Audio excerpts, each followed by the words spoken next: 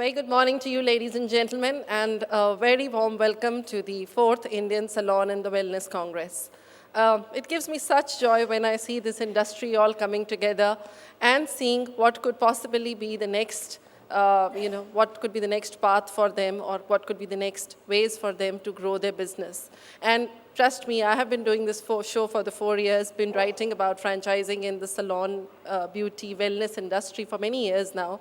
And the way I see industry year by year coming together for greater growth, for greater understanding of where they should be going, it gives me great joy to see, and it gives me more importantly, more confidence that this industry is going to go places in the years to come, thankfully with the new ideas that they'll hopefully take back from over here in this conference. So welcome once again.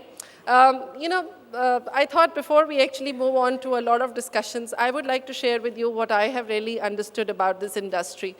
Though India is in the middle of some amazing amount of change going on, every day is virtually a new day and you're trying to understand things afresh, whether it is technology or whether it is the consumer. There is new things are being thrown to us at a speed in which, we're finding virtually hard catching everything around us. But the fact is, it is also one of the most exciting times to be in. So there was some research that we had at our editorial desk and at our research desk keep on doing, and I thought it would be interesting if we could share probably where, according to us at Franchise India, at our media desk, we felt the industry was headed.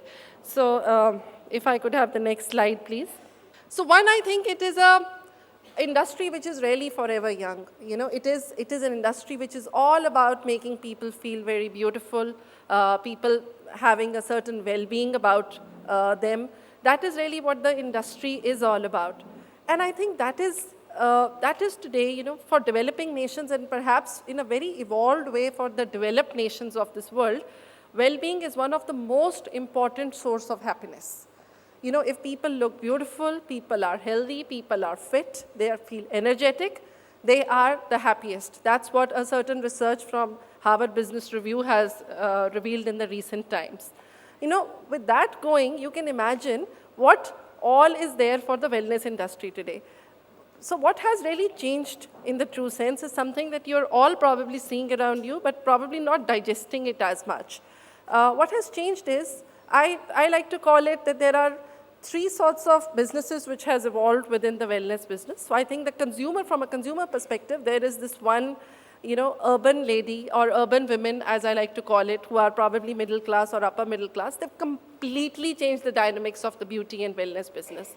For them, looking good or looking beautiful is not a social statement. It's a regular thing. It is a thing that they have to do.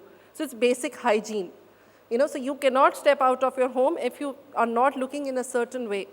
Now, this means some amazing amount of consumption coming for you, all of you, because for this lady, a trip to the salon or let's say an aesthetic center or let's say a gym is not going to be a monthly thing or a fortnightly thing. It's probably going to be an everyday affair, or it's going to be at least maybe twice a week or thrice a week, a visit to a salon or a gym or as an aesthetic center, probably maybe once a month, would be really important for her to look that way. So I think that is really one of the most important things which has changed around the consumption of this industry, is this urban woman who is all about looking a certain way, no matter whether she's going to the office or whether she's going to pick up a child from the school or whether she's going to a pub or whether she's going to a party. She needs to have that certain hygiene about her at all points of time. Of course, your old faithful always continues to be the bridal industry, which is by itself going about 25 to 30%. And then, of course, there is this new bandwagon of customers coming from men. I see this room and I see, men are dressed virtually, probably are trying to compete with their women counterparts when they come to looking good and feeling good about themselves, which is really, again, what has really changed about this industry. So these are the 3 factors which is going to add, as I say, to the forever young industry and probably to, can I have the slides, please? So probably to the consumption, as I like to call it. So this is really the new age of consumption which I see coming into this industry. It's explosive, let me tell you. It's very exciting for all of us to probably be able to answer this consumption, and the minute we find We're trying to answer this consumption. I'm sure Mr. Kumaravel is going to give you the opening keynote here today. I'm sure when, he thought of 40 salons, he thought probably 100 would be good enough to answer the consumption that is existing, and then they were less, and then probably today they're sitting on about close to 450 salons and spas. And still I think, I'm sure he's only touching the iceberg, or tip of the iceberg, as I like to call it, when answering this consumption. So consumption undoubtedly is huge, because well-being is now, or looking beautiful is now being related to happiness. So when happiness becomes beautiful, beautiful is all about happiness, there's a huge consumption market you're sitting on.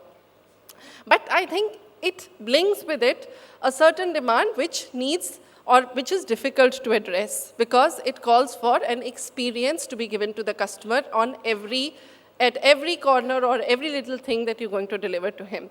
Now, that's the tricky part, because experiential is not something which India has been very good at over the years. We have always been good at delivering services, but experience is not something which has come very naturally to this industry. But fortunately, I would like to call it, I don't even call it unfortunately, though I know it's probably killing all of us in some ways with the kind of pressure that we feel on our businesses, but I think it needs a change of orbit. It needs a change of the way we are conducting our businesses. So I can tell you, I started the Retailer magazine 10 years back, and I've been writing for Retail magazine, and that's where I think these consumer industries, we started understanding more closely about them or how they were growing. And I realized, and I know I used to speak with Mr. Kishore Bayani at that point of time, who was the retail king, and now retail has absolutely changed now that I look at it.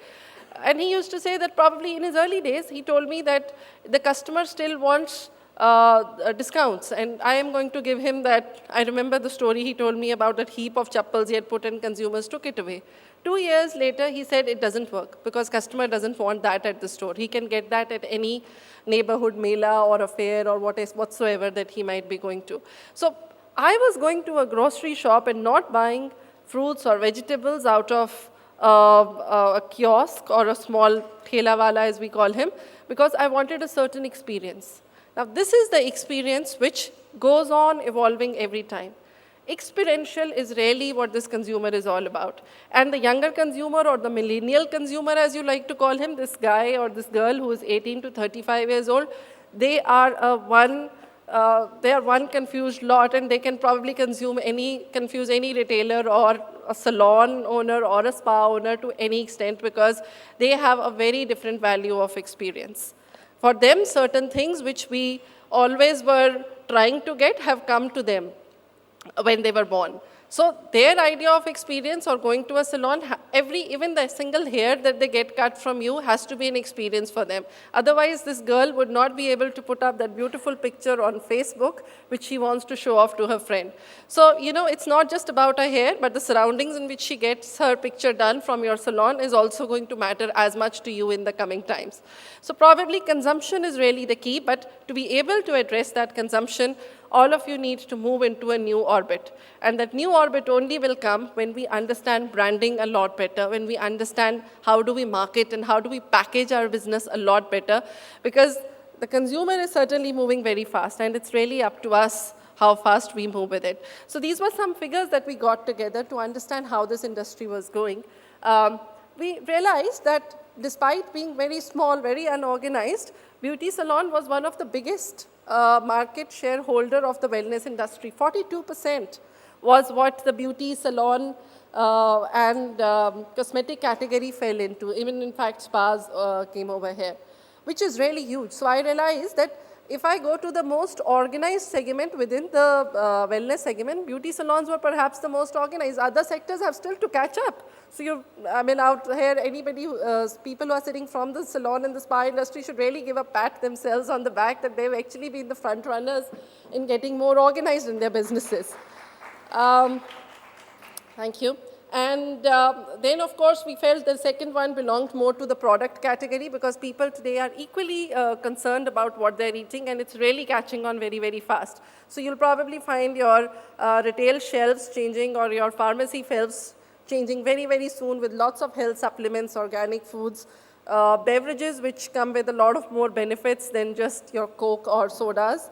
would probably be the next norm, and it's growing really fast. It used to be about, I think, about 15% 5 years back. It's almost come to 24% of this entire wellness pie.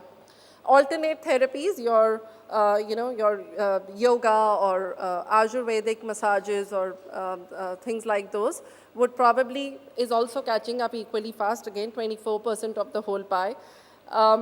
Fitness continues to grow. It used to be about 2% till about 2003. It's become 8% now, so it's certainly growing.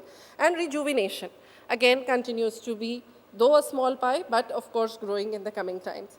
But what really interests me out of this whole thing is the 42%, which goes to the beauty industry, and the 24% plus the 8%, which is probably belonging to the fitness and the alternate therapy industry. So between all of this, we are virtually controlling 75% of the market, and I think this 75% has more to do with services than with products. So it needs to be addressed.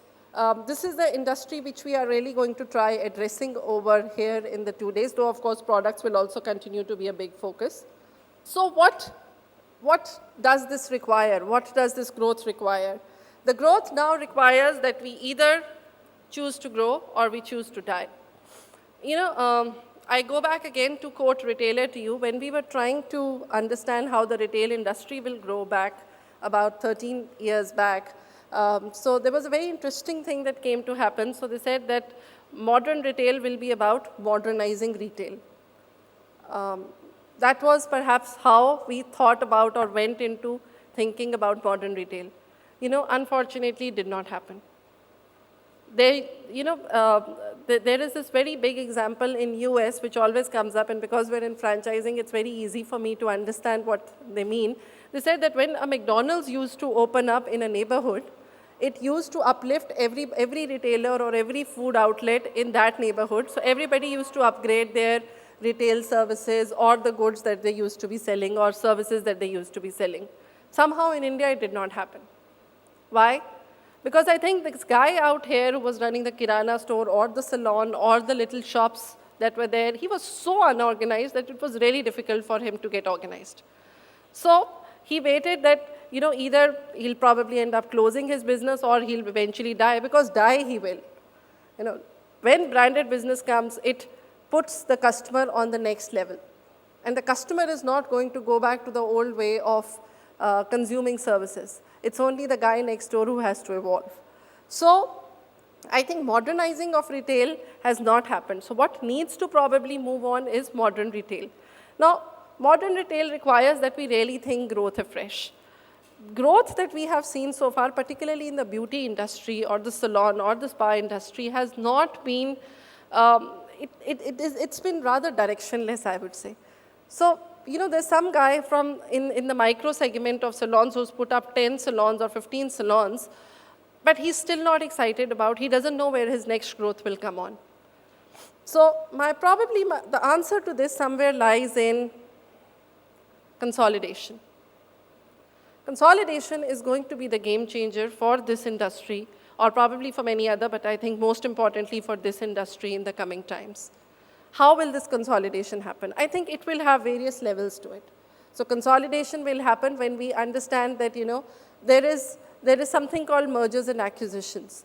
And trust me, I know as entrepreneurs, we are so close to our businesses that we think that nobody else should take them away from us. But trust me, it's a good word. If it is going to be a profitable option for you and for the buyer, then probably you either acquire or you get acquired. There is really no harm in it. If it makes sense for the business. I think consolidation for the big players, first I'll tell you that I have these friends investors who keep calling me all the time, and particularly with the wellness industry, beauty industry looking so enterprising right now. They say, which is the good brand I should invest in? You tell me. I think maybe after 3 or 4 names, I also begin to think which one should I really recommend to them. That's what this industry is all about? I don't think so. I recall an example of VLCC. They were probably one of our very early clients back in 2000. Back then, they used to be known for slimming centers. Then probably there was a time when, and probably then they got into beauty salons. And today, you look at VLCC, they're virtually known for anything that you can think of in this. They're in FMCG, they're in spas, they're in so many other sectors. So, it's about understanding who your customer is and what all you can give him. It comes back to where I started. It's about understanding what all you can give to your customer. If your customer wants, as a salon, probably, Mr. Kumaravel can probably give you a far better picture than I can. Today, sitting on 440 salons, he probably has the widest customer base than anyone else sitting in this room would have. But what else would he be able to give to his customer? Let me give you an example of the telecom industry. I remember a few years back, Vodafone acquired Hutch, Orange, as we used to call it that time. Why do you think they did it? So they did it because there was a customer base attached to it. There was a customer that they wanted to buy. So the value of any business is basically based upon three things. It is based upon the brand, it is based upon the customer base that you have, and it is based upon the business functions and how well or by how efficiently you're able to put it in them, or how efficiently are your store or stores able to do it. So I think based upon that, consolidation needs to happen. So the people who are growing in this sector probably need to find out more avenues or more products or services to be able to give to their customers. How they do it is something that they have to figure out, whether they want to do it in-house, they want to build the in-house capability, or whether they want to acquire businesses which are probably on similar lines and would make far more sense in the market. And I think businesses which are growing need to find a certain direction of growth. Let's not get too fussy on organic growth. If going in a certain markets require a certain acquisition of customers, then we have to do it. Because otherwise this growth will not happen. Ladies and gentlemen, I can tell you the first year we did this conference, I had an attendance of about, I think, 120 people. I'll be as honest, about 4 years back. Because I could not find people who bought our thought. Today we have, I think, registered about 275 or close to 285 people. So you can imagine this industry is hungry for growth. So if this industry is going to be hungry for growth, this is exactly what we are going to deliver at this very forum. So I would suggest to all of you that today is not about thinking about your business or your daily works or how you're going to make your daily functions better. It's about thinking what more you can do in your business. So we have particularly launched this media portal for all of you, which is wellnessindia.com. We did it in the last quarter of 2014. The idea was that wellness, beauty and wellness businesses all around are seeing growth, whether it is beauty salons and spas, or whether it is fitness centers, or whether it is Ayurveda and Ayurvedic hospitals, yoga or yoga centers, or even for that matter, aesthetic centers, which are probably more advanced beauty. So we're trying to bring the learning of the entire ecosystem together on one platform, which is wellnessindia.com. And we really hope that this, this media will benefit you in understanding what could be new ideas in the coming times for you to grow. One more interesting thing that we have done this year, we made a shift. We used to be called the Indian Salon Congress till last year.